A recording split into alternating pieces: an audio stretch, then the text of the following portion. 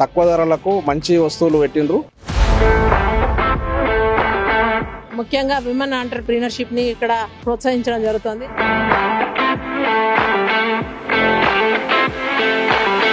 మేము బ్రాహ్మణ్స్ అమ్మా.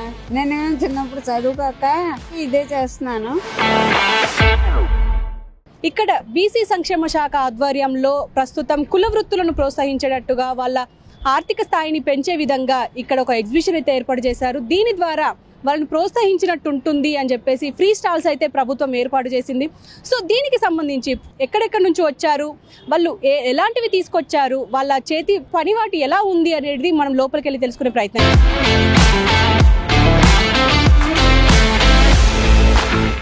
సో ప్రస్తుతం agriculture commission member Bhavani Reddy గారు ఉన్నారు, ఆవిడతో మాట్లాడదాం.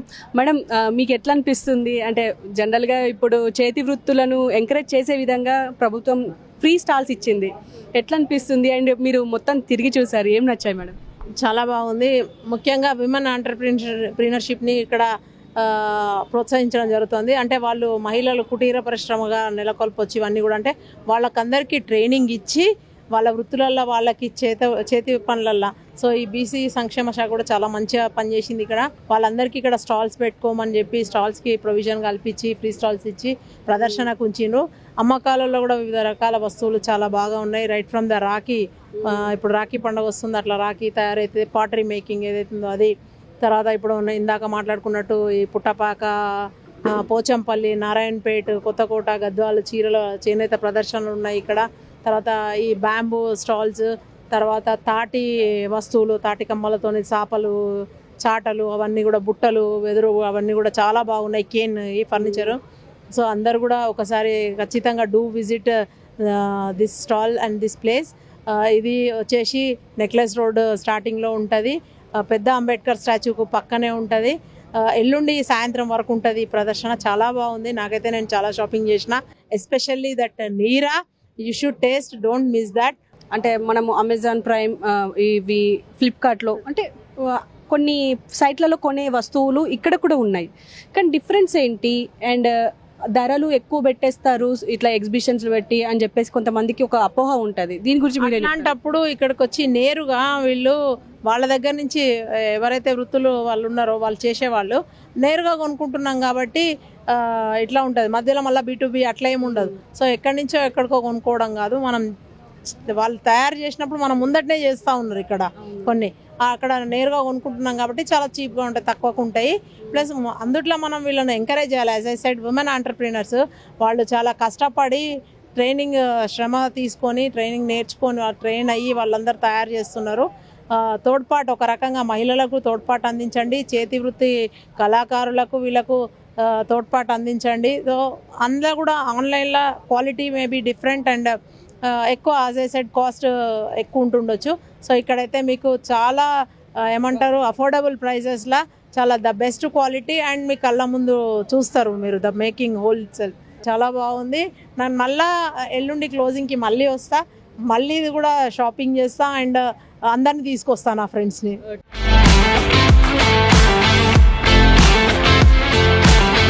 సో ప్రస్తుతం మనతో పాటు సందర్శకులు ఉన్నారు, ఆయనతో కూడా మాట్లాడదాం. సార్, మీ పేరు? గంగారెడ్డి.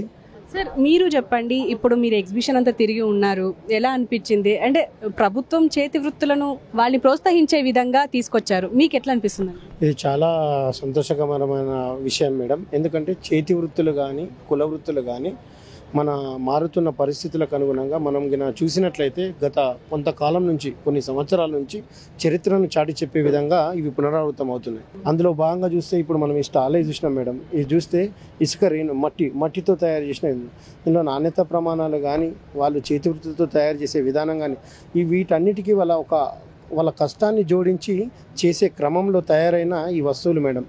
ఇప్పుడు మారుతున్న పరిస్థితులకు అనుగుణంగా వాతావరణంలో ప్లాస్టిక్ మహమ్మారి యావత్ దేశాన్ని సైతం పట్టిపీడిస్తున్న తరుణంలో ఇలాంటి కుల వృత్తులను కాపాడుకునే గురుతర బాధ్యత మన మీద ఉంది మేడం.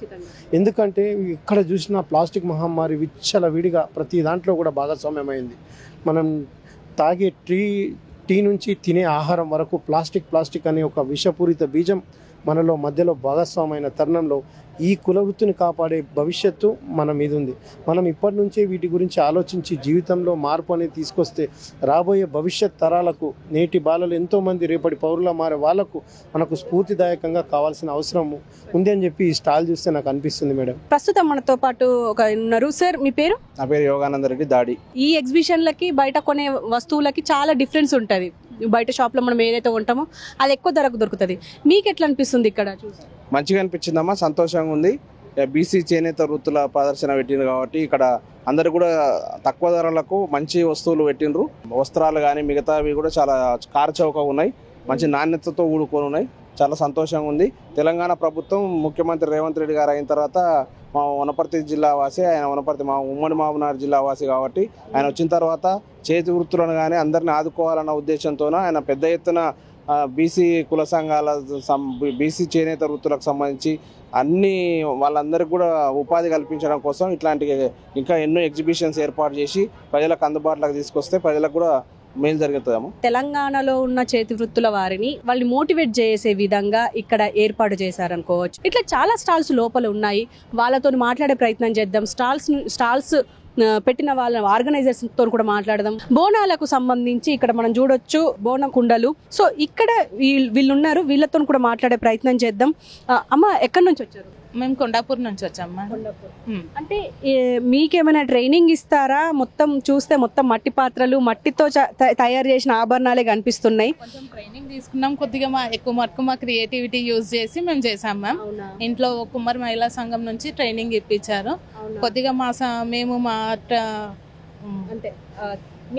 మా క్రియేటివిటీ ఉపయోగించి మేము కొద్దిగా ఇట్లా డిజైనింగ్స్ కానీ ఇది అలా మేము మా క్రియేటివిటీ యూజ్ చేసి దాన్ని డిజైనింగ్ చేసాం మ్యామ్. ఇవన్నీ మేము మా ఇంట్లోనే చేసినాయి మ్యామ్. మహిళలు అందరం ఇంట్లో కూర్చొని మా చేతితో కొన్ని మౌల్స్ యూజ్ చేసుకొని అంతా చేతులతో చేసినవే మ్యామ్. అవునా?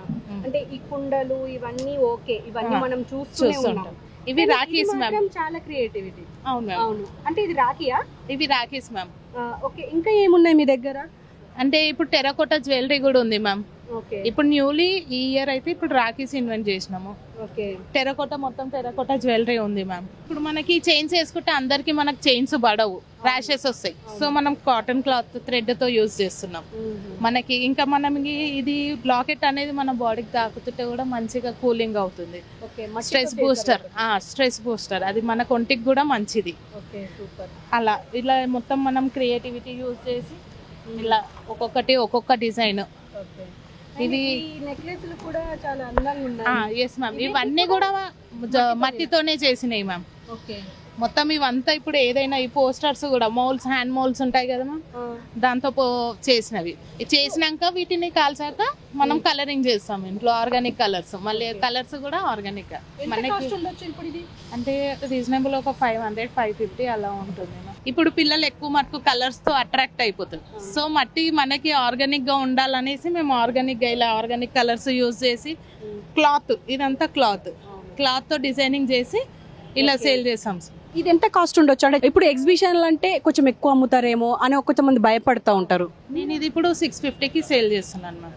ఇది రీజనబులే అని చెప్పచ్చు. ఎందుకంటే 600కు ఇంత మంచి గణేష్, మళ్ళీ వాటర్లో వేస్తే వాటర్ కూడా స్వచ్ఛంగా ఉండిపోతాయి. ఇంకా దానివల్ల సీడ్ గణేశ మనం ఇది ఇట్లా వాటర్లో వేస్తే సీడ్ ప్లాంట్ గ్రో అవుతుంది మనకి. ఇక్కడ పాటరీ మేకింగ్ అంటే ఇప్పుడు మనం ఈ పాటరీ మేకింగ్ కి సంబంధించి కూడా మనము చూస్తూ ఉంటాము. 1500 టికెట్ పెట్టి మరి వెళ్ళి అక్కడ పాటరీ మేకింగ్ కి వెళ్తాము. సో బ్రదర్, మీకు ఎక్కడి నుంచి వచ్చారు? సంగారెడ్డి. మీరు ఇదేమన్నా అంటే వర్క్ షాప్ ఏమైనా ఏర్పాటు చేస్తున్నారా, లేకపోతే ఇక్కడే? వర్క్ షాప్ ఉంది మాకు, హైటెక్ సిటీలో ఉంది. ఇప్పుడు ఇది ట్రయల్ బేసిస్. పాటరీ అంటే చాలా రకాలుగా చెప్తూ ఉంటారు, మీరేం చెప్తారు? ఇది మంచిది చేస్తే ఏంటంటే మనది రిలాక్స్ అవుతుంది. ఎవరికైనా నరాల డిసీజ్ ఉన్నా కూడా ఇది చేస్తే క్యూర్ అవుతుంది. మీ పాటరీ మేకింగ్ కి ఇప్పుడు ఒకరు ఎంతసేపు స్పెండ్ చేయొచ్చు ఇక్కడ? ఒక 5 minutes. 5 minutes లో ఒక పాటరీ అయిపోతుంది. ఎంత పే చేస్తారు? 100 rupees. ఇది రీజనబుల్ కాబట్టి ఇలాంటివి చాలా లోపల ఉన్నాయి, అవి కూడా చూసే ప్రయత్నం చేద్దాం.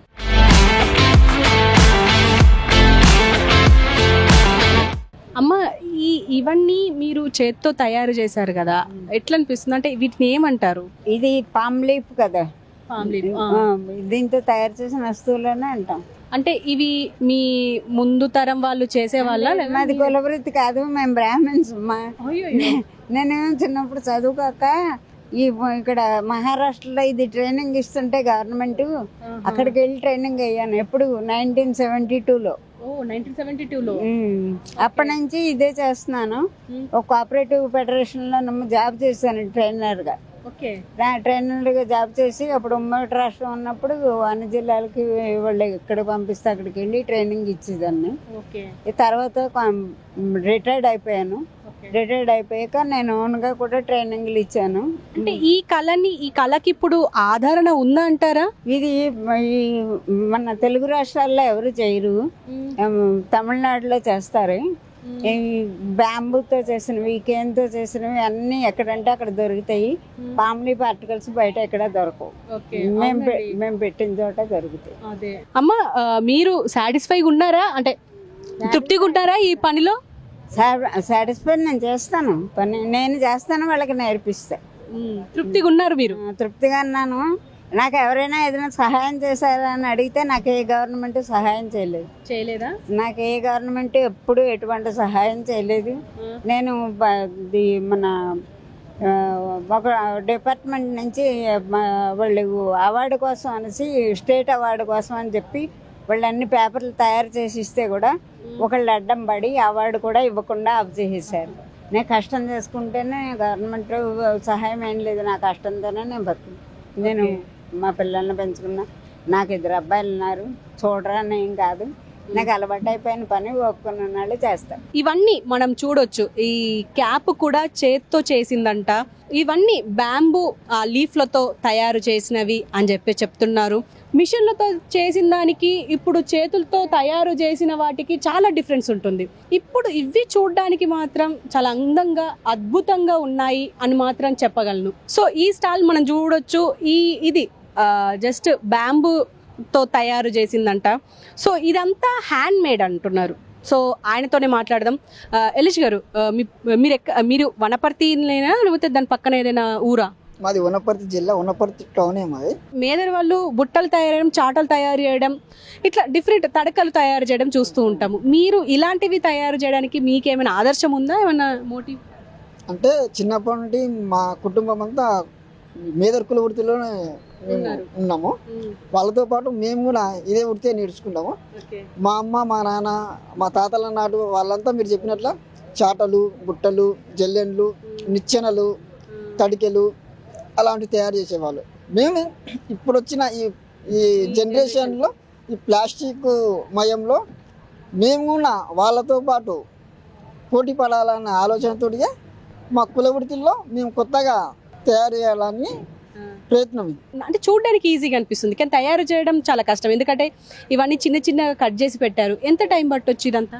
దాదాపుగా మాకు ఈ పడవ చేయడానికి ఒక రోజుకు 2 పడవలు అవుతాయి, అంతకంటే ఎక్కువ. మొత్తం హ్యాండ్ మేడ్. ఇది ఇందులో ఎలాంటి మిషనరీ వాడడం. దీన్ని చీల్చడం కానీ, వీటిని పెయింట్ చేయడం కానీ, వీటిని ఫినిషింగ్ స్మూత్గా వచ్చేలా దీనికి రఫ్ పేపర్ వాడతాం. అంటే ఉప్పు కాగితం అని ఉంటుంది. ఆ ఉప్పు కాగితం 3 పేపర్లు వాడతాం. అంటే 3 కోటింగ్లు వేసి ఇంత షైనింగ్ వస్తుంది మేడం. ఆ పడవ తయారు చేయడానికి ఎంత టైం పట్టవచ్చు మీకు? ఇది 2 రోజులు పడుతుంది మేడం. ఇది 2 days పడుతుంది. ఎట్లా అంటే ఇది స్టెప్ బై స్టెప్ కదా మేడం. మనం ఇల్లు ఎలా కడతామో అలా కట్టాలంటే ఒక స్టెప్ వేసిన తర్వాత ఇది ఆరకపోతే దీనిపైన ఎన్నిక రాదు. కాబట్టి రిస్క్ ఉంటుంది. దానికి తగ్గ ఫలితం కూడా మాకు జనాలు ఇస్తున్నారు. మాకు గవర్నమెంట్ అవకాశం ఇవ్వడం మాకు కూడా చాలా సంతోషంగా ఉంది. సో ఎవరైనా మీ పిల్లలు కానీ ఇంకెవరైనా చుట్టుపక్కల వాళ్ళు కానీ నేర్చుకోవడానికి ఇంట్రెస్ట్ చూపిస్తారా? మా కుటుంబం గురించి కాకుండా మేము బయట వాళ్ళ కుటుంబాల గురించి కూడా ఆలోచిస్తున్నాం. అంటే మేము చాలా బీద వాళ్ళం. మా తరఫున మా సొంత ఖర్చు పెట్టుకుని గవర్నమెంట్ స్కూళ్ళలో బీద పిల్లలు ఉంటారు, వాళ్ళకి ఫ్రీ కోచింగ్ ఇస్తున్నాం మేము. మాకు ఊర్లో మాత్రం మా లోకల్లోనే వనపర్తి డిస్టిక్ కాడికే తెలుస్తుంది. ఇలా బయటికి రావడం వల్ల ఏంటంటే చాలా మంది వస్తారు, బయటి అన్ని డిస్టిక్ల వాళ్ళు వస్తారు. ఇది పెద్ద సిటీ హైదరాబాదు. ఇంకా వేరే జిల్లాల వాళ్ళు వస్తారు, వేరే స్టేట్ల వాళ్ళు వస్తారు. వాళ్ళు దృష్టికి పోతే వాళ్ళు మమ్మల్ని కొంచెం ప్రోత్సహిస్తారు అనే ఉద్దేశం మేడం. ప్రస్తుతం ఈ వెదురుకు సంబంధించి మనం స్టాల్ దగ్గర ఉన్నాము. ఈ వెదురును ఎలా ఎంచుకున్నారు, వీళ్ళ ఇంట్రెస్ట్ ఏంటి అనేది వీళ్ళని కూడా అడిగి తెలుసుకునే ప్రయత్నం చేద్దాం. సార్, మీ పేరు? నా పేరు సందగోపాల్ మేడం. మీరు మంచిర్యాల జిల్లా జన్నారం వాస్తవ్యులం. అండ్ మీరు చూడడానికి చాలా డిఫరెంట్గా ఉన్నాయి ఇవన్నీ. అంటే ఇవన్నీ చేత్తోనే చేశారా, మిషన్లు కూడా వాడారా? మొత్తం హ్యాండ్ మేడ్ మేడం, చేతితో తయారు చేస్తాం. జనరల్గా ఇవన్నీ చూస్తుంటే హ్యాండ్తో చేసినట్టు అయితే కనిపించడం లేదు. మామూలుగా చిన్న చిన్న మిషన్లు అంటే పెద్ద మిషన్లు కాకుండా ఇట్లా డ్రిల్లింగ్, ఇట్లా కత్తెర్లు అలాంటి ఇట్లా నడిచే మిషన్లు కాకుండా మామూలు పనిముట్లు వాడతాం. ఇక్కడ చూసినా ప్లాస్టిక్ లేదా ఇంకా ఏదో ఫైబర్, గ్లాస్ ఇవి వాడుతున్నారే తప్ప వెదురుతో తయారు చేసినవి చాలా తక్కువ, ఆదరణ తక్కువ. మీకు ఇట్లా అనిపిస్తుంది? అండ్ దీన్ని ఎంచుకున్నందుకు మీరు తృప్తిగా ఉన్నారా? ప్లాస్టిక్ను అంతం చేయాలంటే కేవలం ఆయుధం ఒక వెదురే. ప్లాస్టిక్ తోటి తయారయ్యే ప్రతి వస్తువును వెదురుతోటి చేసి జయించవచ్చు. దానివల్ల ప్లాస్టిక్ను కొంచెం వెనక్కి నెట్టివేసే చేసే ప్రయత్నంలో భాగంగానే నేను ఇది ట్రైనింగ్ తీసుకున్నాను. ఎప్పుడు మీరు ట్రైనింగ్ తీసుకున్నారు? ఎప్పటి నుంచి ఈ వృత్తిలో ఉన్నారు మీరు? 2018 మేడం. 18లో మాకు భూదాన్ పోచంపల్లిలో ట్రైనింగ్ ఇచ్చారు ప్రభుత్వం. దాని తర్వాత బెంగళూరులో చేశాను. దాని తర్వాత ఇంటి దగ్గర వెళ్ళి ప్రాక్టీస్ చేశాను. నా వాళ్ళు ఒక 10-15 మంది శిక్షణ కూడా వాళ్ళకు కూడా ఇస్తుంటారు. ఆదరణ వస్తుందా? అంటే ప్రజల నుంచి ఇప్పటికి మీరు పెట్టి 2 days అవుతుంది నుండి మంచి ఆదరణ ఉంటుంది. మాకు కొంచెం ప్రభుత్వం ద్వారా ఇంకా కొత్త సహకారం ఉంటే ఇంకా బాగుంటుందని ఆశిస్తున్నాను. ఇప్పుడు ఎగ్జిబిషన్ ఏర్పాటు చేసిండ్రు, ఫ్రీ ఆఫ్ కాస్ట్ అని చెప్పారు. మీకు ఎట్లా అనిపిస్తుంది? అంటే ఫ్యూచర్లో కూడా ఇలాంటివి పెట్టితే ఇంకా మీకు హెల్ప్ అవుతుంది అనుకుంటున్నారా? కేంద్ర ప్రభుత్వం కానీ రాష్ట్ర ప్రభుత్వం కానీ చేతి వృత్తుల వారికి లోన్స్ ఇస్తున్నాం, చేతి వృత్తిని ముందుకు తీసుకెళ్తామని అంటున్నారు. కానీ మరి మాకు ఇంతవరకు ఎలాంటి సహకారం అందడం లేదు. అయినా కూడా మేము దీన్ని ఖచ్చితంగా చేతి వృత్తులను నాకు ప్రభుత్వ సహకారం లేకున్నప్పటికీ కూడాను ముందుకు తీసుకెళ్దామన్న ఉద్దేశంతో మేము ఇవే చేసుకుంటుంటాం మేడం. సో చూసారు కదా, మొత్తానికి హైదరాబాద్లో HMDA గ్రౌండ్స్లో అంటే ట్యాంక్ బండ్ దగ్గర అంబేద్కర్ స్టాచ్యూ పక్కన HMDA గ్రౌండ్స్ ఏర్పాటయ్యింది. ఈ మధ్య ఐమాక్స్ పక్కనే ఉంటుంది. ఇప్పుడు ఒక పెద్ద ఎగ్జిబిషన్ ఏర్పాటు చేశారు. బీసీ వర్గాలను వాళ్ళ చేతి వృత్తులను ప్రోత్సహించే విధంగా. ఇది పెట్టడం వల్ల మాకు ఎంతో ఉత్సాహం వచ్చింది. ఇంకా ముందు ఇలాంటి ఎగ్జిబిషన్లలో మేము పాల్గొనడానికి సిద్ధంగా ఉన్నాము అని అంటున్నారు ఇక్కడి చేతి వృత్తి కార్మికులు. సో ఏదేమైనా ఈ ఎగ్జిబిషన్ చూడడం నాకు కూడా చాలా సంతోషంగా ఉంది. ఇంకా ఎవరైనా విజిట్ చేయకపోతే ఒకసారి వచ్చి విజిట్ చేయండి, ఖచ్చితంగా మీకు నచ్చుతుంది అని అయితే అనుకుంటున్నాను. కెమెరామెన్ బానుతో